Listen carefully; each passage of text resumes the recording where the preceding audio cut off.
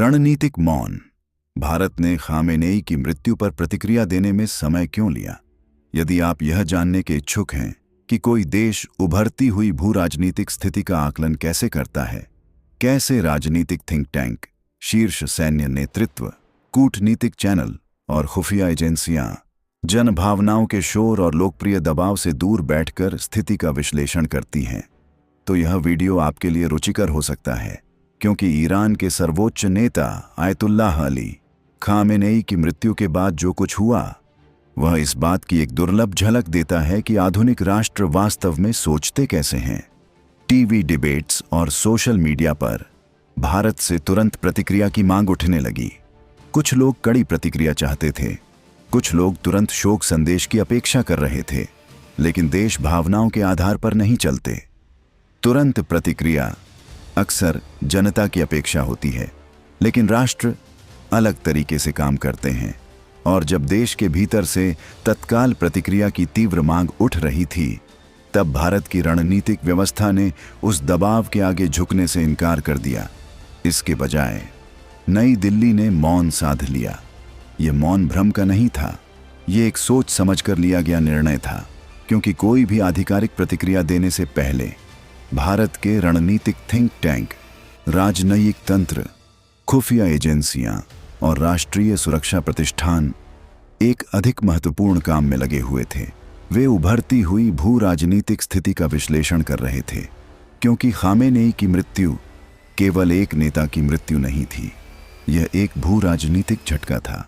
और भारत जैसे देश द्वारा दिया गया हर वक्तव्य वैश्विक परिणामों को ध्यान में रखकर ही दिया जाता है। भारत ने प्रतिक्रिया देने में इतना समय क्यों लिया? यह देरी हिचकिचाहट नहीं थी, यह एक रणनीतिक मौन था। भारत को कई स्तरों पर स्थिति को समझना था। सबसे पहले उसे ईरान की राजनीतिक व्यवस्था की स्थिरता का आकलन करना था। ईरान में सर्वोच्च नेता ही अंतिम सत्ता का केंद्र होता है, यहां तक कि राष्ट्रपति से भी ऊपर। उनकी मृत्यु के बाद उत्तराधिकार और सत्ता संतुलन को लेकर अनिश्चितता पैदा हो जाती है। क्या धार्मिक नेतृत्व अपनी शक्ति बनाए रखेगा? क्या इस्लामिक रिवॉल्यूशनरी गार्ड कॉर्प्स यानी IRGC अधिक शक्तिशाली हो जाएगा, या फिर ईरान आंतरिक अस्थिरता के द्वार में प्रवेश कर सकता है? भारत को इन प्रश्नों के उत्तर चाहिए थे। दूसरा, भारत को क्षेत्रीय युद्ध की संभावना का आकलन करना था। ईरान के इजराइल और अमेरिका के साथ तनाव वर्षों से बढ़ते रहे हैं। किसी भी प्रतिशोधी कार्रवाई से संघर्ष लेबनान, सीरिया, इराक और खाड़ी क्षेत्र तक फैल सकता था। भारत को यह समझना था कि यह एक अलग घटना है या किसी बड़े संघर्ष की शुरुआत। तीसरा, इसका आर्थिक पहलू भी था। भारत अपनी कुल कच्चे तेल की जरूरत का लगभग 80 से 85% आयात करता है और वैश्विक तेल आपूर्ति का एक बड़ा हिस्सा गुजरता है एक संकीर्ण समुद्री मार्ग से, जिसे हॉर्मुज जल्लड़ मरुमध्य कहा जाता है। यदि ईरान से जुड़ा कोई संघर्ष इस मार्ग को प्रभावित करता, तो वैश्विक तेल कीमतें अचानक बढ़ सकती थीं और इसका सीधा प्रभाव भारत की अर्थव्यवस्था पर पड़ता। चौथा, भारत को विदेशों में रहने वाले अपने नागरिकों की सुरक्षा का भी ध्यान रखना था। लगभग 90 लाख भारतीय खाड़ी देशों में रहते और काम करते हैं। किसी क्षेत्रीय युद्ध की स्थिति में बड़े पैमाने पर निकासी अभियान चलाने पड़ सकते थे। इन नागरिकों की सुरक्षा सर्वोच्च प्राथमिकता थी, इसलिए भारत ने प्रतीक्षा की। इसलिए नहीं कि उसके पास स्पष्टता नहीं थी, बल्कि इसलिए क्योंकि वह स्पष्टता जुटा रहा था। भारत किस भू राजनीतिक स्थिति का आकलन कर रहा था? भारत का रणनीतिक समुदाय कई संभावित परिदृश्यों का विश्लेषण कर रहा था। एक संभावना यह थी कि ईरान में सत्ता का केंद्रीकरण हो जाए। यदि सैन्य प्रतिष्ठान अधिक प्रभावी हो जाता, तो ईरान अधिक सैन्यवादी और आक्रामक बन सकता था। दूसरी संभावना आंतरिक अस्थिरता की थी। राजनीतिक गुटों, धार्मिक नेतृत्व और सैन्य ढांचे के बीच सत्ता संघर्ष राज्य को कमजोर कर सकता था। दोनों स्थितियां मध्य पूर्व के शक्ति संतुलन को बदल सकती थीं। इसके अलावा एक और संभावना थी प्रतिनिधि युद्धों के विस्तार की।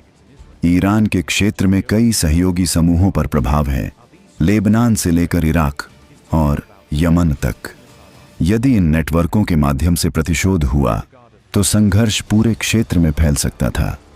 यही वह भू राजनीतिक शतरंज थी जिसका भारत अध्ययन कर रहा था। इस स्थिति में भारत के सामने जोखिम और अवसर क्या हैं?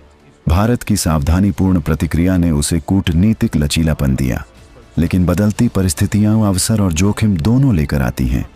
एक संभावित अवसर है अमेरिका और इजराइल के साथ रणनीतिक सहयोग का और गहरा होना। भारत पहले से ही इजराइल के साथ रक्षा तकनीक, खुफिया सहयोग और उन्नत हथियार प्रणालियों में सहयोग करता है। क्षेत्रीय शक्ति संतुलन में बदलाव इन संबंधों को और मजबूत कर सकता है। दूसरा अवसर है कूटनीतिक भूमिका। भारत कई वैश्विक शक्तियों से संवाद बनाए रखता है। इजराइल, ईरान, अरब देश, रूस और पश्चिमी राष्ट्र। यह भारत को उन कुछ देशों में शामिल करता है जो सभी पक्षों से बात कर सकते हैं, लेकिन जोखिम भी गंभीर है। सबसे बड़ा जोखिम ऊर्जा अस्थिरता का है। यदि हॉर्मुज़ जलड मरु मध्य प्रभावित होता है तो वैश्विक तेल बाजार में भारी झटका लग सकता है और ऊर्जा आयात पर निर्भर भारत के लिए यह बड़ा खतरा होगा। दूसरा खतरा है लंबे समय तक क्षेत्रीय अस्थिरता। कमजोर ईरान मध्य पूर्व में नए संघर्षों को जन्म दे सकता है। अमेरिका भारत की प्रतिक्रिया को कैसे देखेगा? संभावना है कि वॉशिंगटन भारत के इस रुख को नकारात्मक रूप से नहीं देखेगा।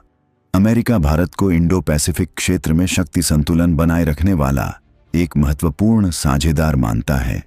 भारत की प्रतिक्रिया ने सीधे किसी की आलोचना नहीं की, लेकिन ईरान के प्रति कूटनीतिक सम्मान भी बनाए रखा। यह संतुलित दृष्टिकोण भारत की रणनीतिक स्वायत्तता की नीति के अनुरूप है। क्या अमेरिका कभी भारत को उसी तरह निशाना बना सकता है जैसे ईरान या वेनेजुएला को बनाता है? ऐसी संभावना बेहद कम है। भारत एक प्रमुख लोकतंत्र है, विश्व की सबसे बड़ी अर्थव्यवस्थाओं में से एक है और एक परमाणु शक्ति भी है। सबसे महत्वपूर्ण बात, अमेरिका भारत को चीन के बढ़ते प्रभाव को संतुलित करने वाला एक महत्वपूर्ण साझेदार मानता है। भारत को निशाना बनाना अमेरिका के अपने रणनीतिक हितों के खिलाफ होगा। क्या पाकिस्तान अगला लक्ष्य हो सकता है? अमेरिका और पाकिस्तान के बीच सीधा सैन्य टकराव होने की संभावना कम है। पाकिस्तान एक परमाणु शक्ति है जो किसी भी संघर्ष को बेहद खतरनाक बना देता है। हालांकि पाकिस्तान अन्य प्रकार के दबावों का सामना करता है। आर्थिक अस्थिरता, राजनीतिक उथल-पुथल और सुरक्षा चुनौतियां। इतिहास में अमेरिका ने इन स्थितियों को राजनयिक दबाव, वित्तीय साधनों और अंतर्राष्ट्रीय संस्थाओं के माध्यम से संभालने की कोशिश की है। पर्दे के पीछे भारत की खुफिया एजेंसियां किन संभावनाओं का अध्ययन कर रही होंगी? कई संभावित परिदृश्यों का अध्ययन किया जा रहा होगा। पहला, ईरान में शासन अस्थिरता की संभावना। यदि राजनीतिक गुट सत्ता के लिए संघर्ष करने लगें तो ईरान में आंतरिक अशांति पैदा हो सकती है। दूसरा परिदृश्य, सैन्य प्रतिष्ठान द्वारा सत्ता का मजबूत नियंत्रण। यदि IRGC अधिक शक्तिशाली हो जाता है तो ईरान अधिक आक्रामक नीति अपना सकता है। तीसरा, मध्य पूर्व में लंबे समय तक चलने वाले प्रतिनिधि युद्ध। सीधे युद्ध के बजाय संघर्ष सहयोगी समूहों के माध्यम से फैल सकते हैं। इन सभी संभावनाओं के भारत पर गंभीर प्रभाव पड़ सकते हैं। चीन इन घटनाओं पर इतनी गहरी नजर क्यों रख रहा था? चीन के ईरान में महत्वपूर्ण रणनीतिक निवेश हैं। ईरान चीन की बेल्ट एंड रोड पहल का एक महत्वपूर्ण हिस्सा है। साथ ही यह चीन की दीर्घकालिक ऊर्जा रणनीति में भी अहम भूमिका निभाता है। यदि ईरान अस्थिर होता है तो चीन की योजनाएं प्रभावित हो सकती हैं। चीन के लिए ईरान की स्थिरता केवल राजनीति नहीं, ये आर्थिक रणनीति भी है। क्या ईरान में अस्थिरता पूरे क्षेत्र में एक श्रृंखलाबद्ध प्रभाव पैदा कर सकती है?